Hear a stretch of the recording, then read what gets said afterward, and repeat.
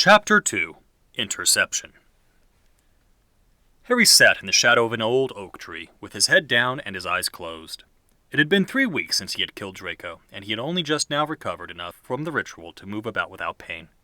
Today he did the same thing he had done all these other days. He listened to the Deluminator.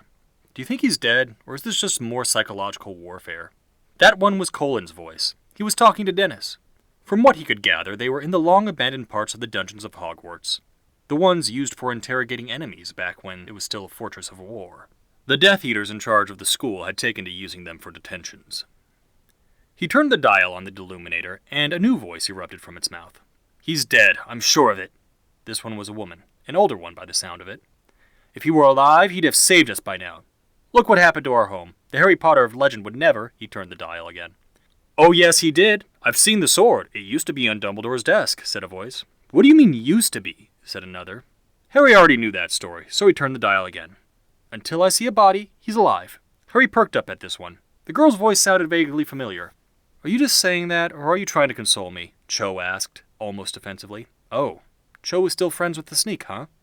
"It's the truth. If they had killed him, they would be parading his crucified body down every street.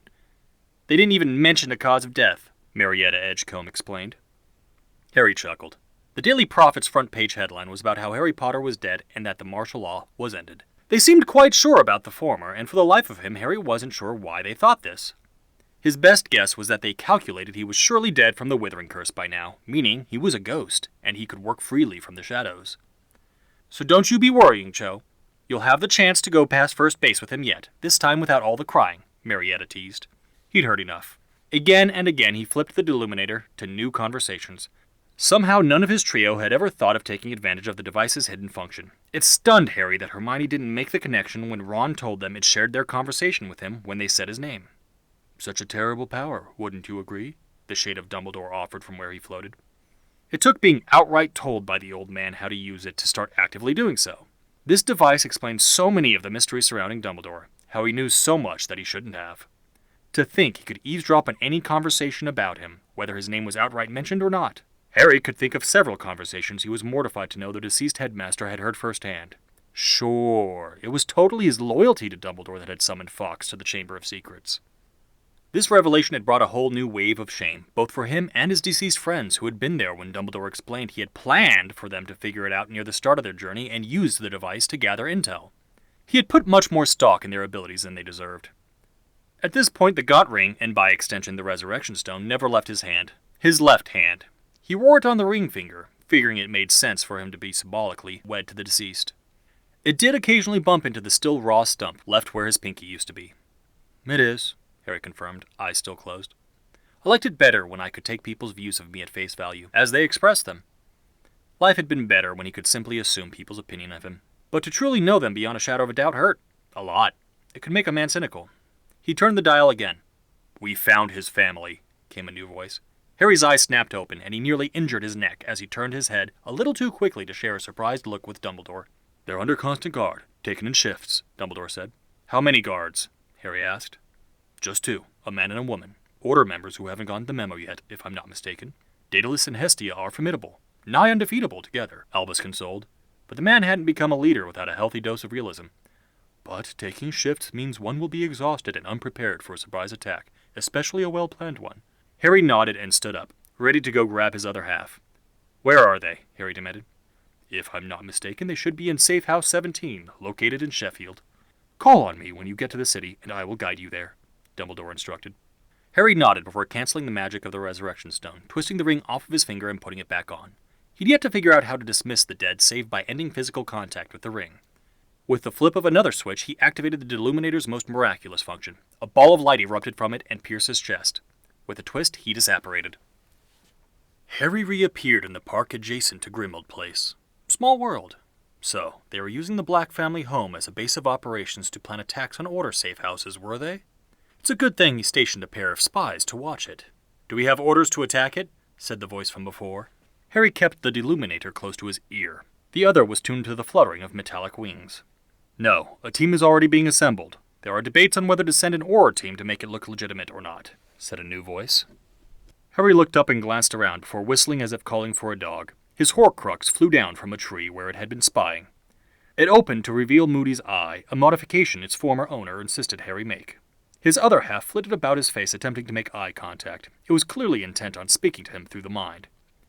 They had discovered that communication through legitimacy came easy to those who shared a soul, or fragments of one, and when they spoke through eye contact they almost felt complete again, but now wasn't the time. Harry held up a finger to his lips and the snitch closed. "Why would they care if it's legitimate?" said the first voice. "The Dark Lord wants to show the world what kind of people raised their savior. From what I understand, they're rather repulsive, even by Muggle standards. Putting them on display would be a psychological blow to his followers." Followers? Harry didn't have any of those. It was an oversight he needed to remedy soon if he was to win this war. Allowing the psychopaths to take out 5 readily available to him would be a poor start to his recruiting efforts. It didn't help that their plan, to show the wizarding world his early life, would indeed cause irreparable damage not only to his reputation, but to the morale of those who put their hopes in him. It would seem that Voldemort's abilities in psychological warfare were as great as any other of his powers. He turned his attention back to the snitch.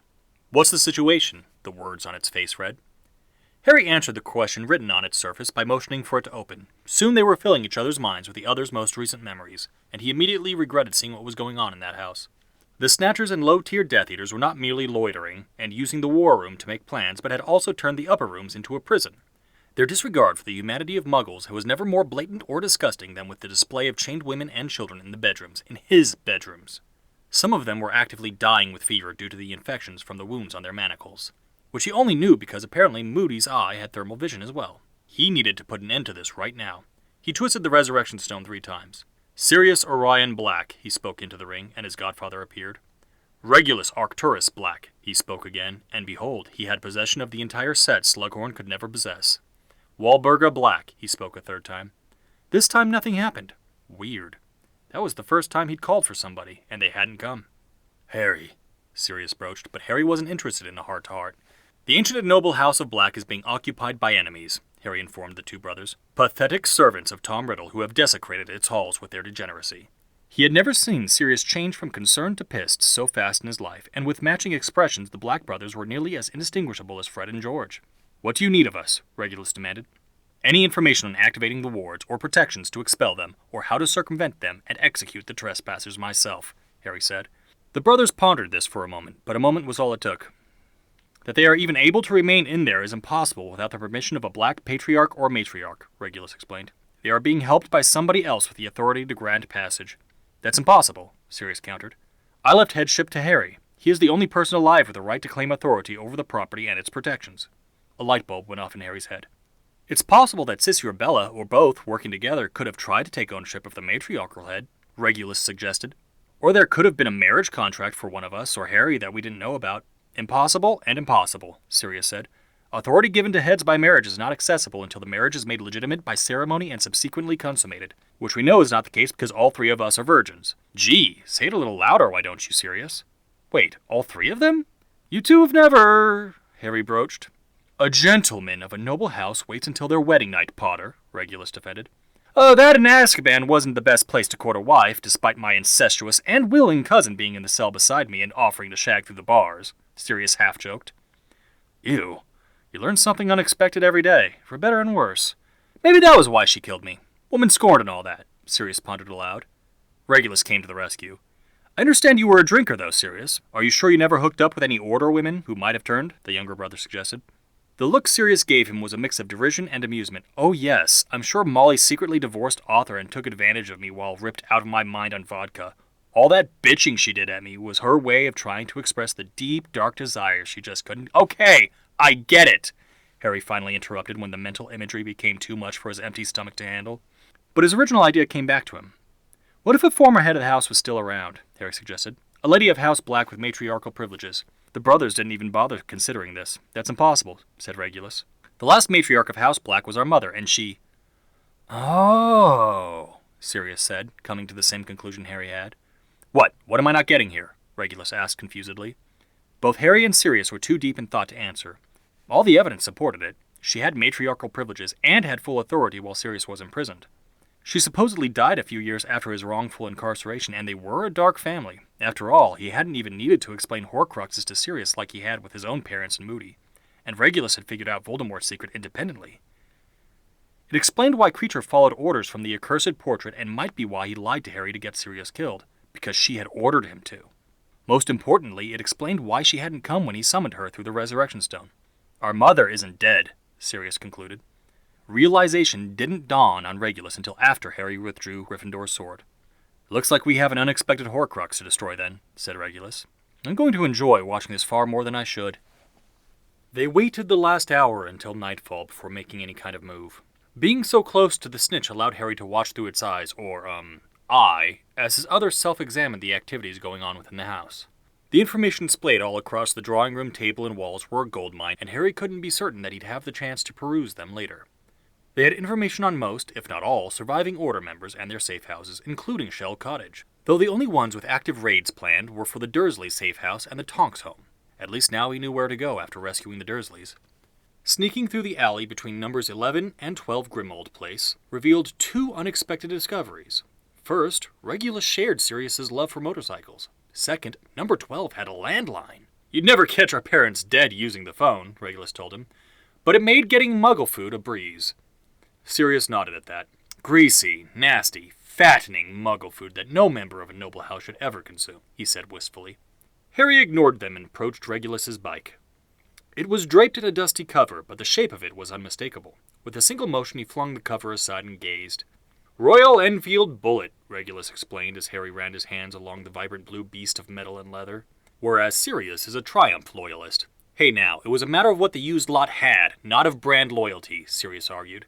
I bought what felt best betwixt my thighs. Harry shook his head at their antics. Any magical modifications to the bullet? He asked Regulus. Oh yeah, it can fly, naturally. But it also has a magically expanded gas tank. Every part needing oil is charmed frictionless, but I'd suggest checking on those charms and recharging them if need be. Though an oil change won't be necessary, and of course the cushion is enchanted to be extra comfortable. Oh no, I already performed all of the maintenance it needs before I died, Sirius countered. Still, been sitting here for a good year and a half, so it might need a little R&R soon, but it should be good to go. Just run-of-the-mill maintenance, I hope, Regulus growled to his brother. Sirius answered by way of an outright demonic grin. It looked like Harry would have fun discovering the modifications Sirius had made. As they talked, Harry examined a strange cavity near the handlebar and reached into it. Grasping something cool and wooden, he withdrew it and blinked in surprise. And that would be my peacemaker, Regulus said. But it's a shotgun, Sirius observed. And indeed it was, a single-barrel combat shotgun.